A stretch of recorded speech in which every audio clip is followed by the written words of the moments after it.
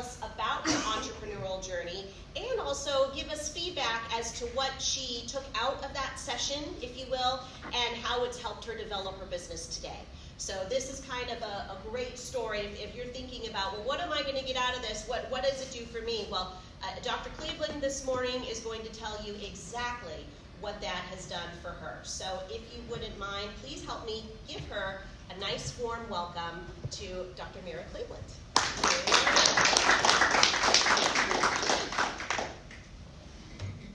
Ever heard of the compound effect? Actions, right? Over time, which will eventually yield massive or large results. That is exactly, I'm convinced, what happened to me in a negative way. I'll tell you in a minute what that means. But first, I want to tell you who I am. Thanks to Derek, I'm telling you who I am. Remember last time, Derek, you guys, well, who are you? We don't know who you are. I am Mira Cleveland, a woman of faith who leads her life serving others with integrity and who seeks every day to be better than I was yesterday. That's who I am. Thank you, Derek. I was born in Little Rock, Arkansas. I have one younger sibling. We moved to Michigan when I was 15. I graduated from John Glenn High School in Westland, Michigan by the grace of God and the skin of my teeth. It was like, I think it was at the last moment I called Mama and said, Mama, I passed my class. I get to walk. And she was so happy because it was a struggle. I joined the Army in 1996. Prior to that, I took a little stint. I tried my hand at college right after high school twice, failed miserably, and didn't do that.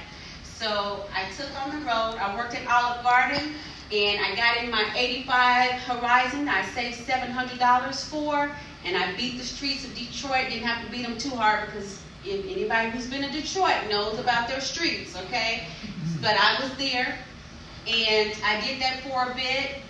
Buying clothes, going out, doing what 19, 20-year-olds do. And my mom said, okay, I've had enough. You're going to have to figure out something to do.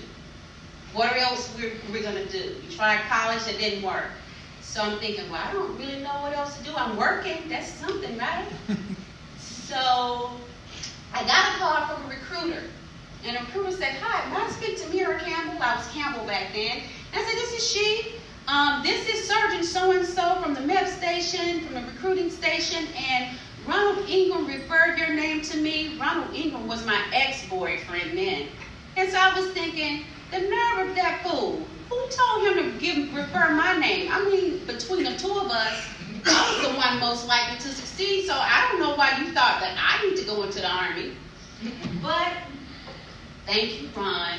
I joined the Army in 1996, and I am better for it. I served 8 proud years as a military police.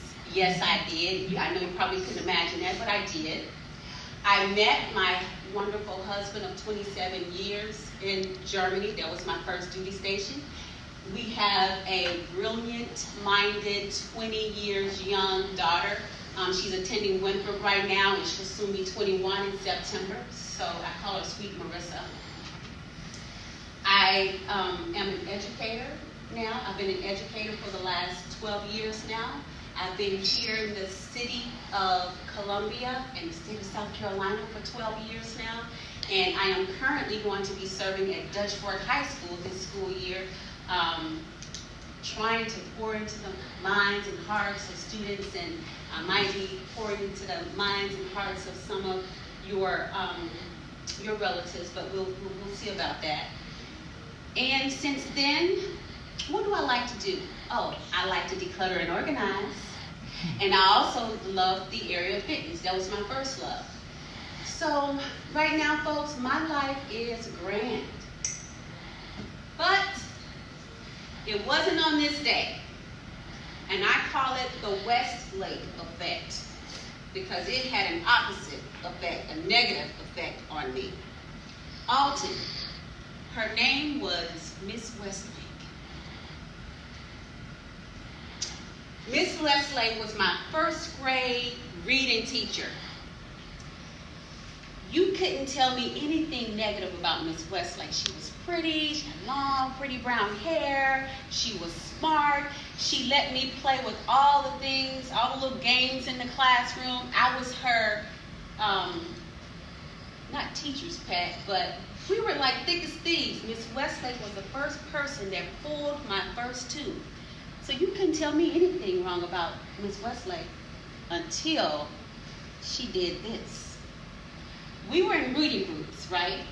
We were sitting there going through the stack of sight words. And, I always prided myself on reading because I could read you under the table fluency-wise. Comprehension wasn't all that great, but I could read aloud great. She came to me and asked me what the word was on the card, the flashcard. And guess what happened? I went blank. I didn't know what the word was. We have been going on these words for like 3 or 4 days, and I could not remember what the word. So she said, okay. She skipped me. She went on to other students. She went through the card deck. She came back to me and asked me the same word. Winston. Guess what you think happened? I still didn't know what the word was. Miss Westlake almost did like, what do you call when you do a 180? It seemed like her head spun around and she turned a Jekyll and Hyde. She turned beet red, stood straight up and commanded me to stand up. I stood up. I'm in first grade, y'all. I stood up and she said, come with me. Grabbed me up by my arm and dragged me down the hall. Well, she probably didn't drag me, but it felt like it because I was in first grade. And we went down to my first grade teacher, Miss Norris's class. That was my homeroom teacher, Miss Norris. She was a sweet lady as well. Interrupted Miss Norris's reading group, went up to the board and had her corner and flicked it against the board, and then she polled the class. Boys and girls, can anybody tell me what this word is? And mind you, everybody in class, it seemed like in unison, hands went up, oh, oh, oh, oh, oh, oh, me, me, me, me, me. She called on somebody, what is that word? He calls it out perfectly, and I'm just looking at him. And then she says, boys and girls, are these words hard? No, Mrs. Westlake. Boys and girls, are we studying these words? Yes, Mrs. Westlake. Are we going to be ready for the spelling test on Friday? Yes, Mrs. Westlake. And then she looks at me with this look of disgust on her face. Slowly, it seems like, and it probably wasn't in slow motion, but it felt like it to me. And she said, I'm going to send you home with these sight words, and you're going to learn them by the end of the week. You understand me? You're going to be ready for that spelling test, right? And I just nodded my head up and down like, yeah, sure. Because I don't know if we have any Gen Xers in the building, but back then we were not talking back to adults or teachers. So I did not say anything. I just nodded my head. She said, now go on back to class and wait for me quietly. I'll be there in a moment. So I did. I walked out of the classroom, head down. And as you can imagine, I was mortified, more like traumatized. Sent me in a spiral of self-sabotaging behavior and self-doubt and all of that. And mind you, after that day, who was not the one volunteering to lead the line to go get water? Not Mira. I was not volunteering to lead us to lunch either. And don't ask me to lead reading groups because I'm not doing that either. After that, Miss Westlake and I were done. And it didn't do anything for me. You're probably asking, okay, Mira, well, what does this, the Westlake effect, have anything to do with your journey as an entrepreneur and your journey as in One Fit Space? Well, because of that, next, right here. Because of that, as I said, it sent me down a road of chronic sabotage and just not believing in myself and having self-doubt, showing up and then pulling back, playing small, all of the things. It shows up and it still shows up. But sometimes I get a glimpse and I have to reach back and remember who Mira is. because Mama didn't raise no quitter. She raised a soldier. She raised a person who is heroic, somebody who is brave.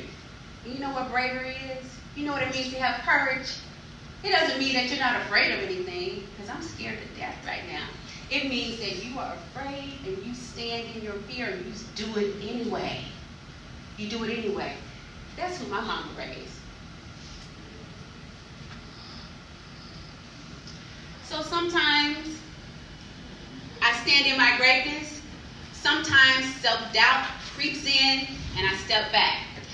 But at one time that I was stepping into my greatness and I was asking myself empowering questions, I wonder how I can use my greatness to serve others.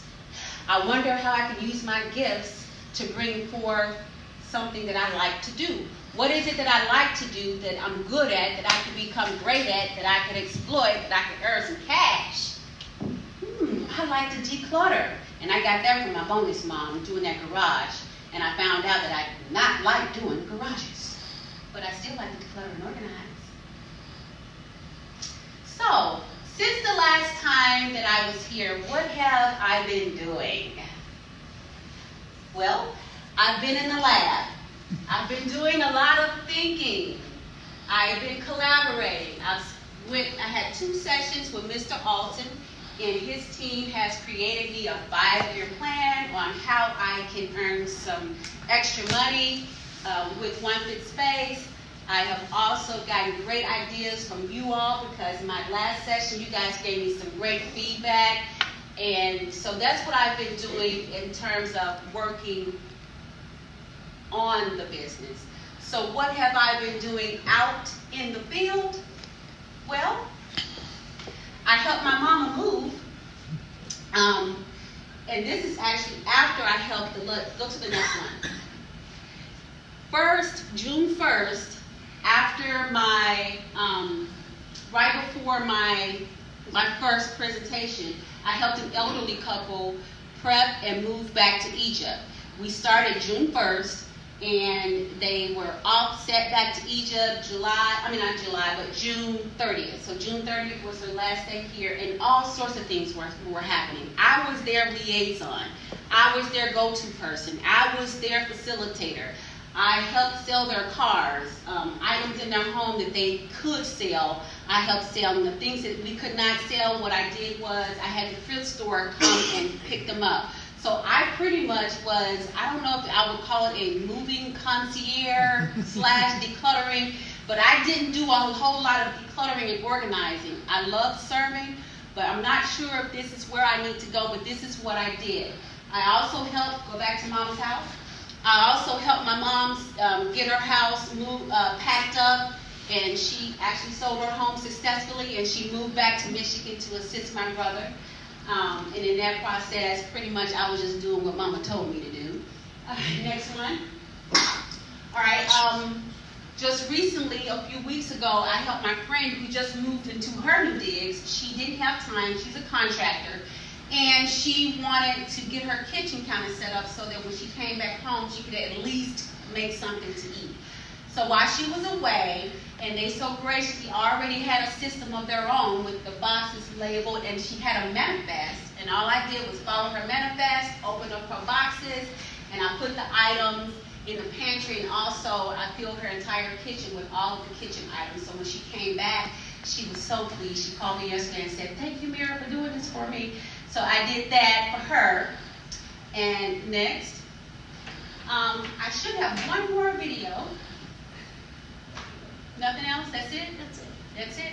All right, so I will tell you shortly. Miss Judy is not here, but last Saturday I went out to Miss Judy's location, and she had a working storage closet that she needed to be decluttered. And so we worked to declutter and kind of rearrange items in her closet to get her all set up, and she says she loves it so much. So hopefully I can go back out there and just do some labeling for her, but I got worked on that for her. And so with all of that, I've been doing a lot of work. However, there are still some hurdles that I need to clear. What hurdles are they?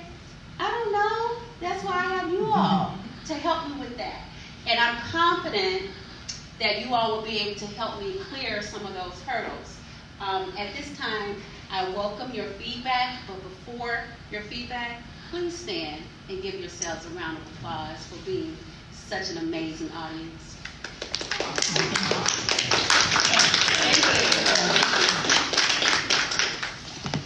All right, I am Mira Cleveland. I am a woman of faith who serves with integrity and who works every single day to be better today than I was yesterday. Thank you.